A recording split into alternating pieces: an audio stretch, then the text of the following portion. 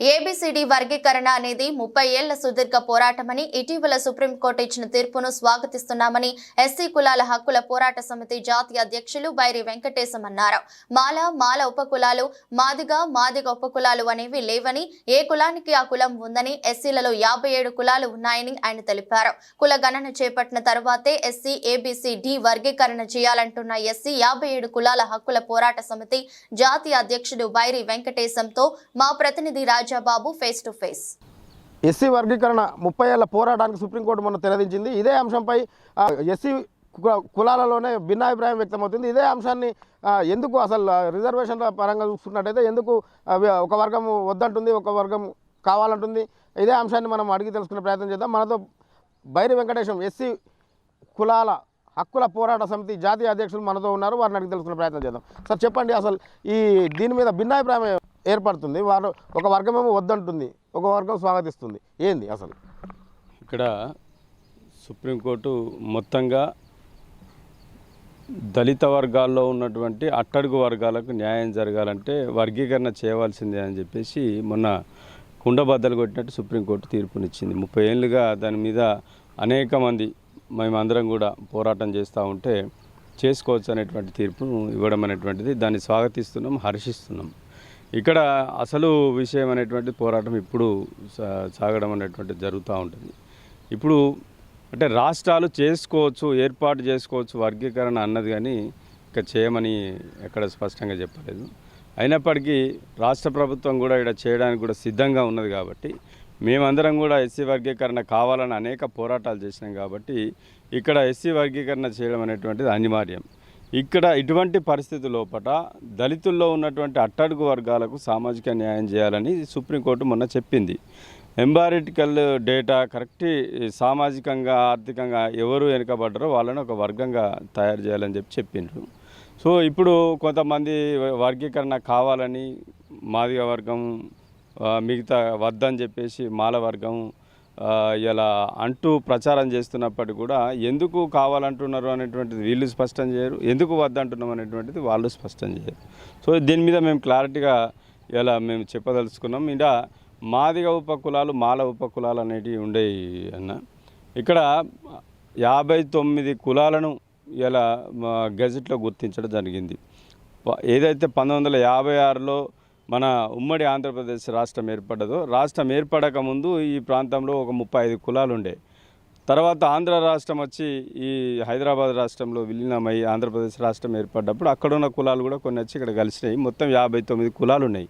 ఇవన్నీ కూడా కులాలే తప్పితే ఉప కులాలు కావు. దీంట్లో మరి ఏదైతే కేటగరైజేషన్ 2000 నుంచి 2004 మధ్యలో అప్పుడు జరిగిందో ఉమ్మడి రాష్ట్రంలో, అప్పుడు ఏబిసిడి కేటగిరీ జరిగింది. దాంట్లో ఏ వర్గంలో ఒక 11 కులాలు, బి వర్గంలో 18 కులాలు, సి వర్గంలో 24 కులాలు, డి వర్గంలో 6 కులాలు పెట్టడం జరిగింది. సో వాళ్ళ యొక్క సామాజిక స్థితిని బట్టి అప్పుడు ఇంత చైతన్యం లేదు, ఈ కులాలను సంప్రదించింది లేదు. వాళ్ళు ఆ రోజు ఉన్నటువంటి రామచంద్రరాజు కమిషన్ బేస్ చేసుకొని అప్పుడున్న వాళ్ళు చేయడం జరిగింది. దానివల్ల కూడా దాదాపు వెనుకబడ్డటువంటి ఈ కులాలన్నిటికి కూడా మాదిగ కాకుండా మిగతా కులాలకు చాలా అన్యాయం జరిగింది అనేటువంటిది అనేక నివేదికల ద్వారా మనకు తెలుస్తుంది. ప్రధానంగా ఎస్సీ వర్గీకరణతోటి ఇప్పుడు మాల కావచ్చు, మాదిగ కావచ్చు, ఈ ఉపకులాలు అనేది చెప్తున్నారు. వాళ్ళకి ఎలాంటి ప్రయోజనం చేకూరుతుందని అనుకుంటున్నారు? ఇక్కడ ప్రయోజనం చేకూరవలసింది ఉపకులాలకు. ఇలా మాదిగ కులాలు అభివృద్ధి చెందున్నారు. ప్రయోజనం ఎవరికైతే జరగాలని ఉన్నదో ఇలా సుప్రీంకోర్టు కూడా అదే చెప్పింది. వెనుకబడ్డ వర్గాల కోసమే వర్గీకరణ. ఆల్రెడీ లబ్ధి పొందుతున్న వాళ్ళకు వర్గీకరణతో అవసరం లేదు. దీంతో మరి క్రిమిలేయర్ పద్ధతికి వెళ్ళొచ్చు కదా. క్రిమిలేయర్ అంటే ఎస్సీ సామాజిక వర్గంలో ఉన్నటువంటి ఉన్నతమైన స్థానంలో ఉన్న వాళ్ళు కావచ్చు, ఉద్యోగస్తులు కావచ్చు, రాజకీయ నాయకులు కావచ్చు, వీరందరూ ఉన్నారు. దీంతో వీరు ఒక స్థాయిలో ఉన్నారు. అట్టడుగున ఉన్నటువంటి అక్షరాస్యత కావచ్చు, ప్రభుత్వం అందిస్తున్న సంక్షేమ ఫలాలు కావచ్చు, వీటికి నోచుకొని వారు చాలామంది ఉన్నారు. మరి వారి కోసం క్రిమిలేయర్ పద్ధతి అవలంబిస్తే చాలా మంచిదని చెప్పేసి ఒక వర్గం వాదిస్తుంది. దీనిపైన మీ అభిప్రాయం? ఇక్కడ క్రిమిలేయర్ అనేటువంటిది ఆర్థికంగా వెనుకబడ్డటువంటి కులాల్లో ఆర్థిక అసమానతలు కొలవడం కోసం క్రిమిలేయర్ అనేటువంటిది ఉంటుంది. ఇక్కడ ఎస్సీ రిజర్వేషన్లు అనేటివి ఆర్థిక పరమైనటువంటి విభేదాలతోటి ఏర్పడ్డటువంటి రిజర్వేషన్లు కావు. ఎందుకంటే సామాజిక వివక్షతో కూడినటువంటి అంశం మీద ఇవాళ ఈ ఎస్సీలకు రిజర్వేషన్లు ఇచ్చిర్రు. ఎంత పెద్దోళ్ళైనా కానీ ఎంత ఆర్థికంగా ఉన్నప్పటికీ కూడా ఇక్కడ వివక్షత అనేటువంటి దళితుల్లో ఉంటుంది. కాబట్టి క్రిమిలేయర్ అనేటువంటిది దళితులకు ఇక్కడ వర్తించేటువంటి పరిస్థితి లేదు. కాకపోతే అందుకనే అట్లా పక్కకు పెట్టినా కానీ ఈ వర్గీకరణ చేయడం వల్ల ఈ వెనుకబడ్డ వర్గాలను ఒక వర్గంగా గుర్తించడం వల్ల వీళ్ళకి ప్రత్యేక అవకాశాలు ఇచ్చే అవకాశం ఉంటుంది.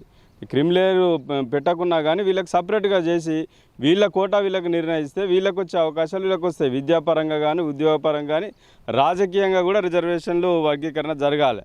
ఉన్న పార్లమెంటు స్థానాలు కావచ్చు, అసెంబ్లీ స్థానాల్లో కూడా వర్గీకరణ జరగాలి. లేకపోతే మళ్ళీ ఈ రెండు కులాలే పోటీపడి తీసుకునేటువంటి అవకాశం ఉంటుంది. కాబట్టి వర్గీకరణ జరగవలసిందే. ఈ వెనుకబడ్డటువంటి 57 కులాలు ఏవైతే ఉన్నాయో వీళ్ళందరినీ కూడా ప్రత్యేక వర్గంగా ఏ కేటగిరీలో పెట్టాలనేది మేము డిమాండ్ చేస్తున్నాం. అదేవిధంగా చూసుకున్నట్టయితే ఇప్పుడున్నటువంటి 57 కులాలు ఏవైతే ఉన్నాయో వీరు అందులో సంచార జాతులు చాలా ఉన్నాయి. వారు ఒక రకంగా చూస్తే వారు ఇప్పటి వరకు విద్యకు నోచుకోలేదు, ప్రభుత్వం అందిస్తున్న సంక్షేమ ఫలాలకు నోచుకుంటలేరు. ప్రధానంగా చూసినట్టయితే పొద్దున్న లేస్తే పొద్దుస్తమానం వారు ఎక్కడుంటారు ఏంది అనే వాళ్ళ వర్గీకరణ వల్ల ఏమన్నా లబ్ధి చేకూరుతుందని మీరు భావిస్తున్నారా? వాస్తవం మీరు చెప్పింది. ఈ సంచార జీవనం చేసేవాళ్ళు ఇంకా ఊరు పేరు అంటే కనీసం కులం పేరు కూడా చెప్పుకోలేని పరిస్థితుల్లో చాలామంది ఉన్నారు. వీళ్ళ జనాభాకు సంబంధించి ఎక్కడ కూడా రికార్డు లేదు, లెక్కలు లేవు. ఇక్కడ దళితుల జనాభా ఇలా లెక్కల్లో ఉంటుంది, రికార్డులో ఉంటుంది, దాని ప్రకారమే చేస్తామని అంటే వారికి క్యాస్ట్ సర్టిఫికేట్ కూడా లేదు. కరెక్టే. వాళ్ళకి ఏంటంటే వాళ్ళ జనాభా లెక్కలు లేరు, క్యాస్ట్ సర్టిఫికేట్ కూడా నీది ఏ కులమో తెలియదని చెప్పి అధికారులు కూడా ఇబ్బందులు పెట్టి నానా తిప్పలు పెట్టి వాళ్ళు చివరికి వస్తే మాదిగా సర్టిఫికేట్ తీసుకునే పరిస్థితి వచ్చింది. అట్లా తీసుకునే వాళ్ళు లక్షల్లో ఉన్నారు.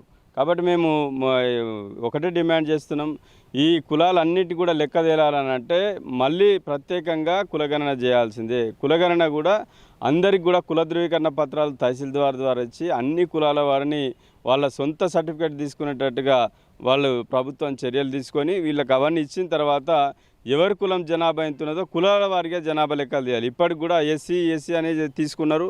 లేకపోతే ఈ సర్టిఫికెట్లలో కూడా చాలామంది తప్పుడు సర్టిఫికేట్ తీసుకున్నారు. కాబట్టి మాదిగా పేరు మీదనే చాలామంది అవుతున్నారు. అట్లా కాకుండా అంటే సర్టిఫికేట్ ఇది ఉంటుంది, వాళ్ళ కులం మాత్రం వేరుంటుంది. సో ఈ కులాలకు ఇద్దరికి మధ్య ఎక్కడ సంబంధాలు ఉండవు. కాబట్టి ఇట్లాంటి పరిస్థితి పోవాలన్నప్పుడు వాస్తవ లెక్కలు బయటకు రావాలి, నిజంగా వాళ్ళకి న్యాయం జరగాలి. ఇప్పుడు ఈ సుదీర్ఘ పోరాటం తర్వాత వచ్చినటువంటి వర్గీకరణ ఫలాలు వాళ్ళకి అందాలంటే కులగణన చేయాలి. తర్వాత అందరికీ కుల ధృవీకరణ పత్రాలు తహసీల్దార్ ద్వారా అందించాలని చెప్పేసి మేము ప్రధానంగా డిమాండ్ చేస్తున్నాం. ముఖ్యంగా సార్ దళితులు ఎస్సీ ఎస్టీ బీసీ ఈ దళిత వర్గాలకు సంబంధించి వీళ్ళు ఐక్యంగా ఉంటే రాబోయే రోజుల్లో అగ్రవర్ణాలకు రాజ్యాధికారం అందదు అనే ఒక ఎత్తుగడలో భాగంగానే దళితులను విభజించి పాలించు అనే కుట్రలో భాగంగానే ఈ వర్గీకరణ అంశాన్ని తెరపైకి తెచ్చారనేది ప్రధానంగా ఒక వర్గం ఆరోపిస్తుంది. దీనిపైన మీ అభిప్రాయం? ఇప్పుడు బీసీలలో కూడా వర్గీకరణ ఉన్నది, బీసీలలో కూడా ఏబిసిడి వర్గీకరణ ఉన్నది. వాళ్ళంతా కూడా ఎవరి వాటా ప్రకారంగా వారు పొందుతున్నారు. ఇలా ఎస్సీలలో వర్గీకరణ చేయడం వల్ల దళితులను విభజించినట్టయితే అని చెప్పేసి మేము భావిస్తలేము. ఎందుకంటే ఇది వర్గీకరణ చేస్తేనే మనకు సామాజిక న్యాయంతో కూడినటువంటి ప్రాథమిక హక్కుల్లో ఉన్నటువంటి ఆర్టికల్ 14 ప్రకారంగా అందరికీ సమానత్వం అనేటువంటిది సాధించడం జరుగుతుంది. ఎందుకంటే బలవంతుణ్ణి బలహీనుడిని ఒక దగ్గర పెట్టి పరుగు పందెం పెడితే బలవంతుడే గెలుస్తాడు తప్పితే బలహీనుడు గెలవడు. కాబట్టి ఈ బలహీనులందరినీ ఒక ప్రత్యేకంగా ఇంకో కేటగిరీలోకి తీసుకుంటే వాళ్ళు కూడా సమాన స్థాయికి వస్తారు. అప్పుడు దళితులు అందరూ కూడా ఒకే స్థాయికి వచ్చినప్పుడు అందరికీ సంబంధించినటువంటి అంశాల మీద పోరాడేటువంటి అవకాశం ఉంటుంది. లేకపోతే రెండు వర్గాలే మేమంటే మేమని చెప్పేసి బల ప్రదర్శన చేసుకుంటూ మిగతా కులాలను అనగదొక్కేటువంటి పరిస్థితి ఇలా దళితుల్లో వేరియేషన్ ఆ రకంగా మాత్రమే వస్తుంది. వర్గీకరణ చేసినప్పుడు అందరూ కూడా ఐక్యంగా ఉంటారని చెప్పేసి మేము భావిస్తున్నాం. ప్రభుత్వ రంగ సంస్థలని ప్రస్తుతం ఉన్నటువంటి కేంద్రంలో ఉన్నటువంటి ప్రభుత్వ రంగ సంస్థలన్నీ ప్రైవేట్ పరం చేస్తుంది. ప్రైవేట్ పరం చేసిన తర్వాత ప్రైవేట్ సెక్టార్లో రిజర్వేషన్లు అనే పద్ధతి లేదు.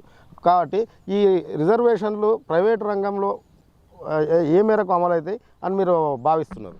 ఖచ్చితంగా ఇది రాబోయే రోజుల్లో జరగవలసింది ఇదే పోరాటము. వర్గీకరణ పోరాటం అయిపోయింది.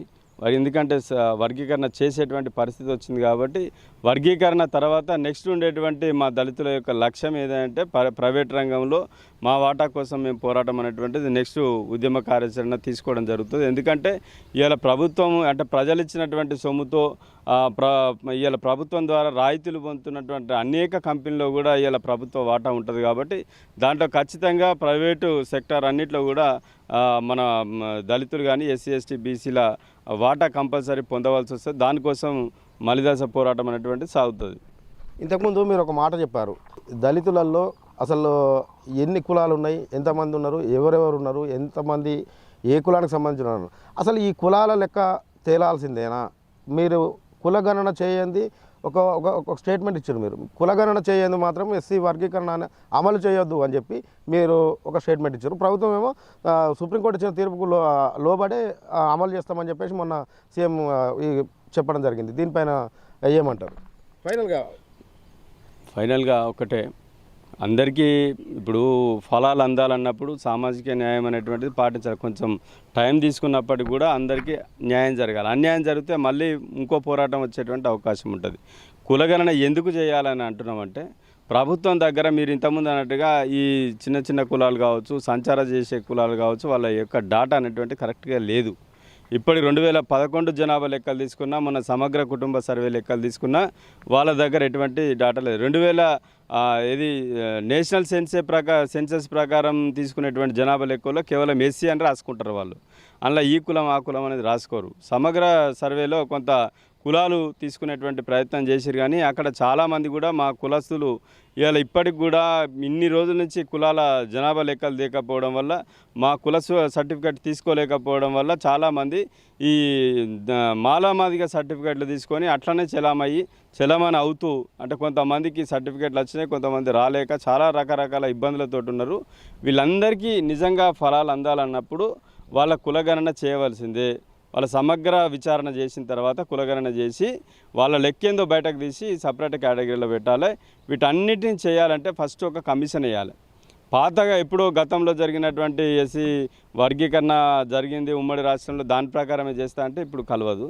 రెండోది, అప్పుడున్నటువంటి Usha Mehra commission, Lokur commission, Ramachandra commission అప్పుడున్న పరిస్థితులకు అనుగుణంగా వాళ్ళు అప్పుడు చెప్పడం జరిగింది. అప్పుడు ఆర్టికల్ 346 ప్రకారంగా ఏది రాజ్యాంగ సవరణ చేయాలని చెప్పింది. ఇప్పుడు ఆ పరిస్థితి కాదు కదా. ఇప్పుడు సుప్రీంకోర్టు చెప్పింది ఏంటి, సామాజిక నేపథ్యంలో ఎవరు వెనుకబడ్డరో వాళ్ళకు వర్గం చేయాలని చెప్పేసి ఆర్టికల్ 15, 16 క్లాస్ 4 ప్రకారంగా ఇప్పుడు చెప్పింది. కాబట్టి ఇవన్నిటిని కూడా గతంలో జరిగిన అన్నీ కూడా పక్కన పెట్టేసి ఇప్పుడు స్టేట్ బైఫర్కేషన్ అయింది కాబట్టి కొత్త కమిషన్ వేసి ఇక్కడ ఉన్నటువంటి వాస్తవ కులాలండి, వాళ్ళ కులాల సంఖ్య ఎంత, వాళ్ళ జనాభా ఎంత అనేటువంటి తీసిన తర్వాత వీళ్ళకు సపరేట్ కేటగిరైజేషన్ అనేటువంటిది చేయాలి.